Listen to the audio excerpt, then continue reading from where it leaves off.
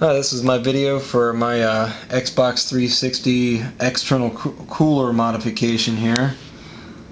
Basically what we've got here is just a couple of Intermax Marathon fans. They're basically about silent, about $10 a piece at least at a local store here. This is basically attached to the Xbox 360 with just some plexiglass, some tape, and some double-sided tape here. As you should see there, plexiglass is just the width of the fans there. The fans have been zip tied together there in the center. I didn't choose to do it around the perimeter, like around the outside, because that caused a bump along the exterior of the fans there, which made them harder to try and get the plexiglass to cinch down on. So I just tied them together there in the middle like that. And the double-sided tape is applied right here along this, and that holds the plexiglass to the fans. I did that both on the top and the bottom there, as you can see. Very simple to do. The square that you see on the bottom and on the top here is just like an extra fat padded piece of double-sided tape, as opposed to what I used here, which is actually basically just paper thin adhesive double-sided tape. If you're wondering here now how you power this thing, well, I mean, essentially that's the question that everybody's always worried about, what to power it with if you're using an external source. Now I've got the actual internal fans still hooked up and on at this point. I mean, they're not running right now, but I haven't opened the Xbox to actually take those apart or disconnect them at all. But what I'm using to power the external here is just, it came with a kit. It's just bought a Serial 88 IDE USB 2 adapter, and this is made by Vantech. And essentially it's not the converter that you really use here, but rather the power adapter that comes with it. It's just a little switching power adapter. Basically all it is it's kind of a laptop-like setup here, where you got your power cord, it goes down here, but it just ends up breaking out into a Molex adapter like this. That's it.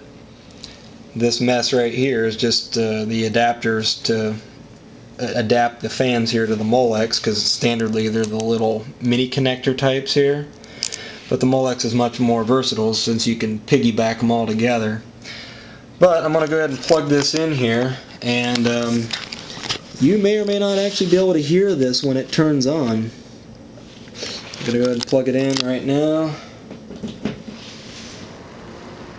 They're on. I'm going to go ahead and move the camera here as close as I can to the microphone.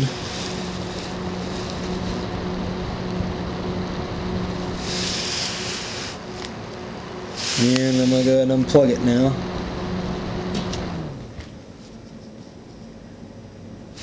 And as you can see now, they're stopped. So very, very silent operation with these things. I may end up trying to add a second fan assembly right here on the side and the end of the unit, just to go ahead and give an input of air from this side here, so the air goes in.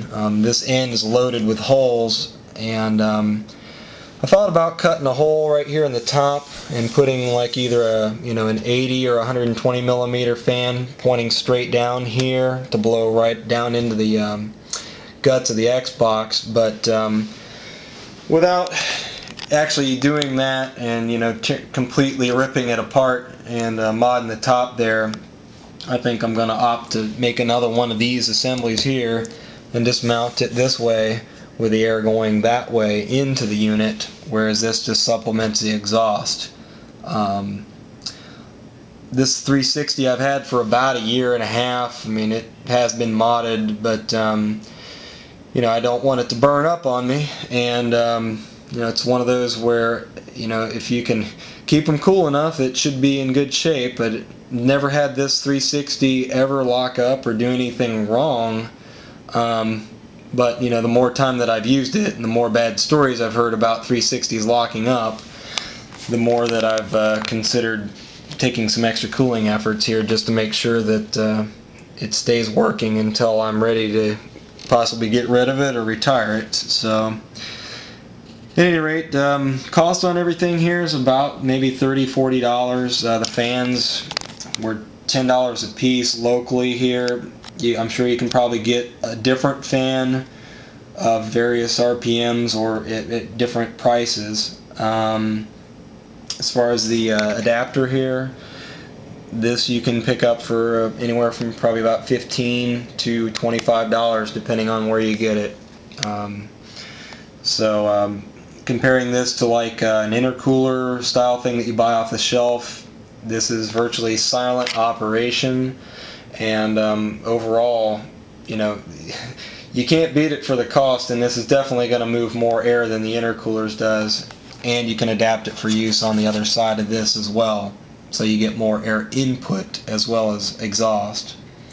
So anyway, thanks for watching the video here.